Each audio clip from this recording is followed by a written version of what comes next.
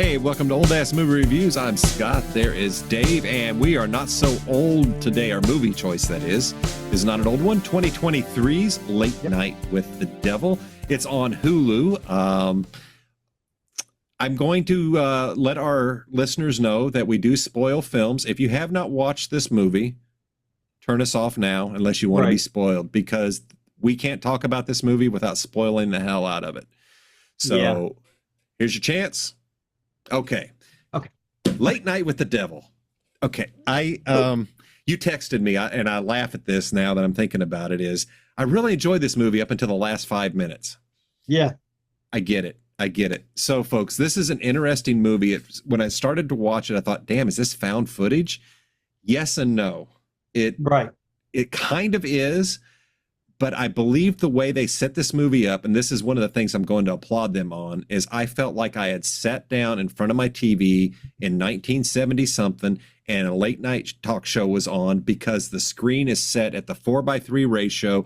Everything, the colors, the dress, the costuming, the set, it is pure 70s. We got commercial breaks. I love when they go to a commercial break on the late night show. We're now seeing behind the scenes in black and white. And it's really cool. On Hulu, just to talk about the breaks, when they'd go to a commercial break, Hulu had it set up almost perfect, and a couple of times they had it right spot on. Oh, okay. So I watched without ads. So interesting. I didn't watch it without ads. They dropped them in. Yeah, I'm not giving any more money to Hulu. But they had a thing where he would go break for the commercial, and it would break to a real commercial. And I was like, well, somebody was thinking, but it didn't do that every time, but it did it most of the time, or often enough, or close enough. Neat. I was like, I was actually impressed with it. But I'm sorry, I just wanted to that's fine. That is actually really cool. Yeah, so I didn't even think of that. So this movie, you said, has got quite a bit of setup, and it's true. There's a lot of narration at the beginning that you got to pay attention to. That's going to kind of set this movie. I get why they did it, and this is what made it feel found footage. But after this original bit of this long lost episode, we have a late night talk show host who has floundering ratings. The only time he ever really saw a ratings boost is when he kind of brought his dying wife on, and she's dead, and he's struggling to keep his show afloat, and it's Halloween. And folks, if you grew up in the 70s and 80s, early 80s, and through the mid to late 80s, Satan was everywhere. Magic and paranormal, I think, was but you are right. Everything was Satan. If it was paranormal, everything was Satan. It was Satan. That's what I'm getting at. It was the satanic panic started early and went for a long time, and good Lord, I think it's back. But anyway, I think it's back. Damn, can we just have bell bottoms? I don't want the satanic panic back. Afro puffs and bell bottoms, and I'm good. Yeah. I mean, what's wrong with it? Yeah. I used to kind of have an afro. Anyway. But that's I forget where I was going with this. Yes. So anyway, commercial, they show the backstage stuff. Right. So, but the way this movie lays out is you're watching a late night show, and this host is trying to get ratings. So he does it on Halloween night, and he obviously has a connection with this parapsychologist who has a girl that she's pretty much adopted or saved from a cult. And she has wrote a book about conversing with the devil, because this girl is possessed by a demon, and what he wants to do is basically interview the devil on late night TV. Right. Great premise. It's a great premise. I watch another channel called Film Threat with Alan Ng, and my mind just went blank on his name. Yeah, and shout out to Film Threat. Thank you for mentioning a gem of a movie I was in. Yeah. Go ahead. Name the movie that you were in. Evil Head, Dead by Dong. No, it's not a porno. Oddly enough, it's close. Oddly enough, it is not. No, it's not. There are severed penises. I'm sorry. Anyway. But, God damn. But they mentioned this movie, and I think Chris Gore liked this movie a lot more than I did. He's really into horror. He likes low budget horror movies, and that's very cool. I usually like the lower budget horror movie, the more I'm gonna like it. I heard their interview with David Desmulchin. I want to make sure I'm pronouncing it right. Yeah, Desmulchin. And he was great. He was a great interviewer, great interview. And this movie, for me, I will say it, it worked. I liked where they were going with it. I liked what they did for the most part. There were a couple of kills in there that I was just like, that was dumb. That was uncalled for, but okay. And then the very end, the very like last 5 minutes, I was sitting there scratching my head like, WTF, what is going on? What? And I think you were overthinking it. You wrote me, you texted me saying, I wondered, had we all been hypnotized? Had you? I still hold to it, but I want to hear hypnotized, and he just did all that, which I would normally have said, okay, I could see that, but the one lady's head was snapped. Yeah. The one guy was on fire. They were his there. Corpse was laying there, basically burned. Or was it? And the other guy, well, when they did the camera pull back, yeah. But again, if we were under a mass hypnosis suggestion, because they made a point to show this guy's watch up close, and I thought, this is interesting. And I get it. If we don't go that way, we can go with the host for sure was hypnotized. For sure he was, because at the end, he ends up killing the girl, thinking he's ending the suffering of his wife, finding out that she's been alive all this time. And it's like, this hurt my head a bit, but then I got to thinking he was part of a cult, and the girl was rescued from a cult. And she did recognize him. She did recognize him, and we never went into it, but she knew him. And I think, but she was never mad at him. No, she wasn't even scared of him. Well, she was a demon. Yeah. So she was ready for the sacrifice. So that was interesting. So he ends up sacrificing her and fulfilling that, but I don't know to what end, to what gain, because his show, I mean, everything just disappeared. He got canceled. It got canceled. Yeah. I mean, all those deaths. Let's talk about the gore. Before I watched this movie, I looked it up. I just wanted to see how bad it was, because Janine asked me, she was interested, but was concerned. And I get it. Sometimes there's just too much. And the things I read was all about these violent deaths and graphic violence. And it's like, okay, maybe not for you. I'll watch. And I'm like, this movie is pretty tame. It's very tame. It's very tame for a possession film, but the gore effects are good effects, but they're at a level that's almost comical. I would say comical is not the right word, but they look like 80s, old special effect. 80s gore, old special effects. Trauma. A step above trauma. I would say, what was that one about the mall? Chopping Mall. Chopping Mall. Okay, yeah. Just a step above that. And not at the level of it was supposed to be set in the 70s. Yeah. So that's, I think, why they did the gore effects the way they did them. I think so. That's my guess. You know what? That is a great idea, because they even did the gore effects looking like 70s, because that's right. And that actually toned it down. The thing that took me out of it, and it will always take me out of it, is digital blood or digital vomit or anything digital. Yeah, it's like, get your damn air can and shoot that stuff. Yeah. Yeah. Yeah. That was kind of like, really? Why you guys could have done it. Yeah, the special maybe they missed it. Maybe something happened and they just had like, we got to get a splash in here somehow. But man, it always pulls me out. Always. Yeah, that did do it for me, and I had to get work to get back into it. Yeah, do it every time, man. Every actor and every actress in this movie, and I'll go through their names real quick, because I want to give everybody their credit. David Desmulchin was Jack Delroy. He's the main guy. He's like the Johnny Carson of this movie. God, he played a good host, didn't he? Yeah, he did. I was like, he could, if he ever decided to be a host, he'd probably be able to pull it off. Laura Gordon was June Ross Mitchell. Ian Bliss was Carmichael Haig.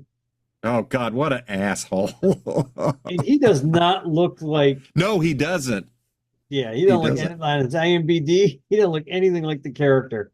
Uh, Faisal Bazi was Christo, the great Christo. Oh my God, that poor bastard.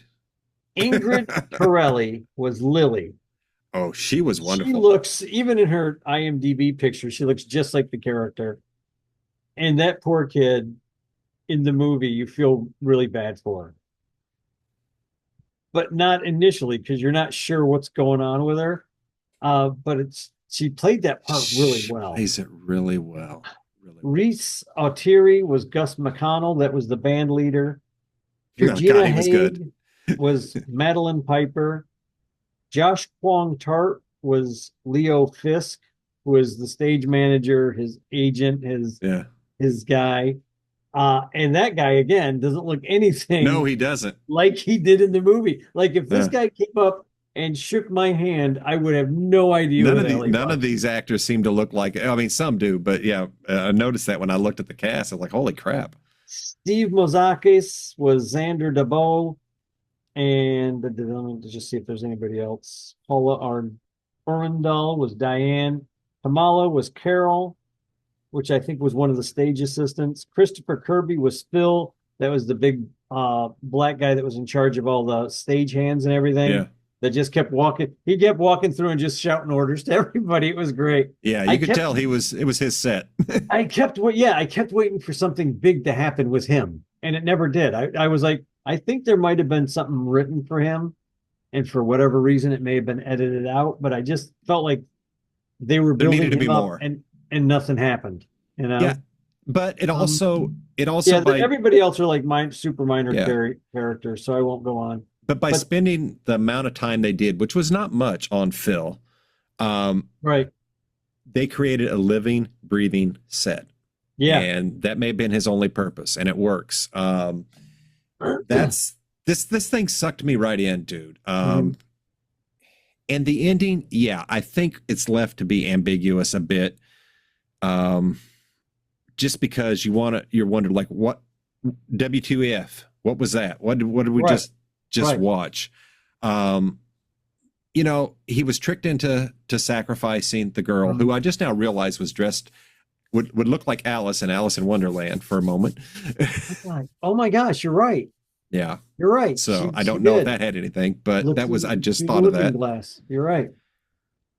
This movie it's got a lot going on going on. There's so much there. There's a lot of backstories. There's the sexual chemistry and tension between the doctor and the host that you see. There's obviously something there. The only other thing that really took me out was the demon voice. I get it. Digitize, go ahead. But man, if you could do that real, would have been better. That's all. Yeah, yeah. And they probably should have. They probably should have had somebody do a voiceover for it. Yeah, I get it though. I mean, I get it. That's hard, but and I am, folks, I am nitpicking. I actually enjoy this movie, but I'm with Dave. The ending kind of like, I don't know what to think, but this movie has left me thinking. So that in itself is a good thing. This is how it feels to me, how the movie, I'll say this. From the beginning, the first couple of minutes when they're doing all the narration, I think I texted you and we're like, wow, they're doing a lot of build up here. This is a lot of telling, not showing. Almost too much. I would say too much build up. Fair enough. They should have shortened that a little bit. Maybe should have been a minute or two speech. It felt like it was a lot longer. It may have only been a 2-minute speech. I don't know, but it felt really long. Probably the slowest part of the movie. But and exactly. And then they get into the actual movie, which is the television program, the late night show. And I enjoyed it. I mean, I enjoyed the biggest swath of this movie. I enjoyed the last 15 minutes. Hell really comes a camping, man. It's popping, it's going. I mean, weird stuff's happening. You're like, finally, something really big. This has been the buildup. This is great. And then the very end, the last 5 minutes or so, the very end. And I was just like, they didn't know how to end this movie. That's how I took it. Like they didn't know what to do with everything they did. So we're going to try and leave it like an intellectual problem. We'll have him standing over the dead girl, and that's who he sacrificed. And that's, did he kill everybody else? Like you said, was he hypnotized? I think he Hypnotized didn't was. even come into my head because nothing, the first half of that wasn't hypnotism when the girl was being possessed. Right. You know what I mean? And then the great Randy kind of guy did the hypnotizing, and then everything kind of went off the rails there too. But see, So you might be right, but I still feel like, I don't know. When he did the hypnosis and then they said, let's play it back on the videos, they said, this isn't what happened. Right. So that showed that there was something that went on there. And that's when they were scrubbing through the video and saw his dead wife there. Right. Which was freaky. And it's like, okay. Yeah. It's a neat movie. And I do feel like it's you might be onto something. It may have been like, we're not sure exactly how to end it. We can let the watchers decide. Right. And I think that is a valid decision. Whether it works for this or not, I'm still on the fence, I think maybe with one or two more watches, if I had the time or the want. There it is.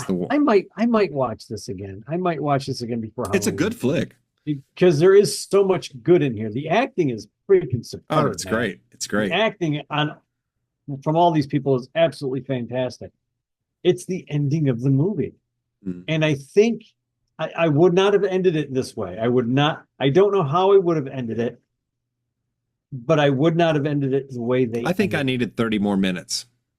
I think there had to be at least another 10 to 15 easily. Yeah. So I do say there had to be more time in there. You had to explain a little bit more of what was going on. You had to give the viewer more of an impetus of whether that was hypnosis. You needed to show him coming out of it, going into it. So I don't know what. And some of the story and stuff that would have helped does not work in the setup for the film, because I would have liked to see more with the Grove, more with the rituals that were going on at the other place. But in order to do that, it no longer becomes a tape of the show. It becomes a movie and a separate thing. So I think we're left with those little pieces to tie it together to see he was very much involved in a satanic cult who was going to sacrifice this girl and eventually did it anyway. Or was he? Why did he? Huh? Or was he? Like that's what I mean. Like, question. Like, because the guy's talking to him, he's like, well, you know all these people at the Grove. Maybe you can introduce me. He goes, they're not that powerful. I don't. I don't think he was kidding. I think he actually didn't know who all these people were. I think something weird started happening at the Grove. This is how I took their little conversation. Something weird was happening at the Grove, and he left. He's like, I'm out. I could see that. And then the girl comes on and says, I remember you in the trees. Yeah. And I think that's where he was like, what? Like, what are you talking? And he actually seemed stunned. Like, I have no idea what you're talking about. So was he hypnotized then too? Who knows? But they didn't explain anything. They didn't explain. And I don't normally have to have things explained to me in a movie. I can usually dummy my way through it. But this one, some of the stuff needed to be cleared up a bit, I think. Sure. And that's just me. Like I said, it's a good movie. It's good right up until the very end. Right up until I scratch my head. You folks, you may completely disagree with me. You may watch this movie and go, how does he not see what happened? It's simple. I think honestly, no, I don't think anybody can. And I think it's possibly by design, because if anybody says, besides the writer and director, or if they've said and you're repeating it, but coming through, I doubt you're going to definitively nail what we just saw. It's just you're just intellectualizing too much. And maybe I was too, thinking, oh wow, this is meta. They just hypnotized the audience. But maybe that was it. Maybe that was it. Maybe we were supposed to be hypnotized, because we're sitting here wondering what we watched the same way they were. And it's like, okay. And I'm still wondering, like, I still wouldn't have ended it that way. No. I just would not have ended it that way. Precinct 13, Assault on Precinct 13, the original, had a better ending. Had a way better ending. And that's a movie that could not have ended that way. Like, they could have just ended it anyway. Everybody died, the whole thing, whatever, and it still would have been a good ending. It was almost like they had a completely different way to go, and they're like, no, budget time, let's go. I don't know, I have mixed feelings on an ending like this. If it is by design, I like it and I hate it at the same time. Right. I don't need you to set something up. So, let's be real smart, yeah, or let's try and set something up that people are going to have to really think. Write me a good story, and if I think about it now, I'm going to say this is a good story. I'm still thinking about this movie. I thought about this movie most of the day. A lot of movies don't do this to me. I never want to think about them again. This one, Seven. I hate Seven. I get that. I get that. What's in the box? Yeah, but I don't want to know. No, don't show. You already know. Yeah, you know what's in the box. I don't. Well, yeah, I'm not a fan of Seven either. But it's anyway. That's a different thing. Yeah, same kind of ending though. I didn't like it. That's fair. That's fair. This is not a happy ending movie. This we don't. Or know is it? Is he still? And again, okay, we'll go with the hypnotized. Well, let's just stay there for just a second. Is everybody really dead? I don't know. Because the guy really didn't have worms coming out of him. If he's been hypnotized, did he actually stab that girl? Or has he just gone totally insane because of all the stress and everything? Did he just have a nervous breakdown and it's his own private hell? Like after his wife died, because he felt so guilty about his wife dying. Because they obviously loved each other. You can see that on the show when they're holding hands. And that was my first thought was, even when the camera was panning back, I was like, did he actually kill all these people, or did he just have a major crash and he's stuck in his own brain? See? And none of that happened. But again, I need a little bit more info. Maybe I missed it. Maybe I missed the hint of what really happened, but maybe. I didn't like the ending. I felt like it was a lazy ending. That's a fair criticism, and I'm definitely not crapping on this movie. I do have issues with the ending because it's so ambiguous. Even though somebody's probably going to write and say, "Oh no, it's clear as mud," at least to me. And I don't know. I've seen a few movies, and usually I'm not a dumbass, but this one, hey, it is. So, folks, Late Night with the Devil. This is a fun romp through the 70s. It is well shot, well acted. It's wonderful to look at. It feels like I am watching a 1970s talk show and I'm at home. All it needed was the room needed to be filled with clouds of nasty smoke. I just needed. I had written you. I texted you real quick before we wrap this up because it sounds like that's where you want to go. There was a guy in a skeleton. My ending will be clear. Yeah, right. There's a guy in a skeleton costume. Two different people talked to this guy, or girl, whatever was in there, and I thought for sure that I even texted you. I was like, the payoff for the skeleton guy is going to be great. I can see it coming. Nothing. That's why I didn't text you back. It's like, I'm not texting him. There's nothing that happens. And thank you. But still, it's like, I'm just like, there was no payoff. Why would you try to set that up? It wasn't even a red herring. No, it wasn't a misdirection at all. We're going to set this up and then we're just not going to use it. It's like putting the gun on the if you put a gun on a mantelpiece in the first scene of a play, by the time that end of that movie or play shows, you'd better fire that gun. That needs to be used. And that's an old playwright. Who was it? Noel Coward that said that? I forgot who. I'm not sure, but I mean, it basically, if you have something on the mantle, if you physically take it, put it on the mantle, you got to use it. They had this skeleton guy. They used it, but they didn't use it.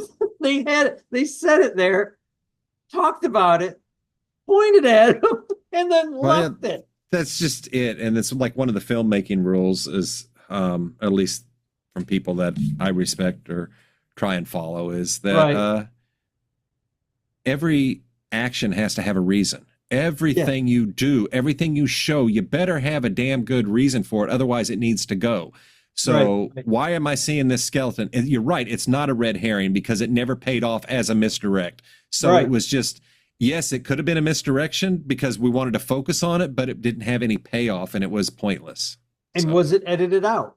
Did something? And again, like with the backstage guy, the Phil, the I think was his guy, name. Phil. Yeah. Did they edit his stuff out? Because he looked like he was going to have more scenes. The skeleton, He definitely, it looked like they were setting that guy up to do something. And I'm like, okay, nothing. It did when. Sorry, go ahead. It did for me when the ending came and everything started going. It seemed very rushed. Yeah. It wrapped up really fast. So.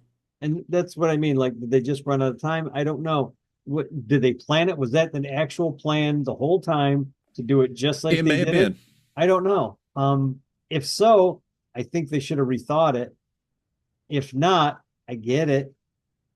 The whole movie is worth watching. It really is. It's if you're a movie buff, if you like light horror, I'll say light horror. Yeah, I was from the trailers. I was expecting much more. I was expecting like a lot more. I was expecting like Exorcist possession. Nowhere really, close. I had to watch it during the day. Okay. No judgment. I wasn't going to watch it at night. I wasn't going to even try. No. The wife had no interest in it because it was a possession film. She came home and I told her, I said, you could watch that with no problem. It's like, it's not even. It was very tame, very tame. And it's just, the whole thing is fine. Light R. Yeah, the whole thing is fine except the last 5 minutes. Just leaves me scratching my head. Usually I can figure out the basic brunt of a movie. This one I'm just like, I feel like it was lazy. That's a fair point, fair criticism. So, but I like the rest of it. The rest of it was okay. If you're into horror, light horror, it's okay. It's an okay movie. It's a good flick. It's a good flick. I can't say that I recommend it, but I can't say that I don't recommend it either. I don't disagree. So wow. So Dave and I kind of land in the middle on this movie. It's worth a watch if you're looking for something unique, something different. Right. I applaud the filmmakers for doing something different. Anytime I see a different type of movie that I haven't seen in a while, like Barbarian, Malignant, and now Late Night with the Devil, it's such a refreshing take to just twist something a little different and give us something that we haven't seen before. This is that movie. It was a good take. And I like that it was a late night show, and in the 70s, which made it great. It did. So. It did. So there you have it, folks. Watch it if you want. I kind of recommend it as it's worth a watch, but it's not like, oh my God, you got to watch it. If you want to see what gore is, yours truly is in a possession film called Song of Solomon, and you can find that over on Tubi. So there is your gory ass possession film. So which Dave will probably never watch, and that's fine. I know that I will never watch Song of Solomon. I know that I won't. You've seen my scene, and that's it, because there's no gore. I did see the one scene that you showed me that was great, that you were in. That was fantastic. I was like, yes, if the whole movie was like that, I would have watched it. Oh no, it goes much worse. Explain to me what the rest of the movie was, and I was like, nope, I'm out. Oh yeah, we got eyeballs, tongues, babies, you name it, worms, guts, barfing, you name it. It's utterly disgusting. But anyway, folks, thank you so much for joining Dave and I as we stumble through some Halloween picks this time around, this time of year. So hit the like, hit the share, hit the subscribe, and we will be back with more later. Yes, we will. Cheers.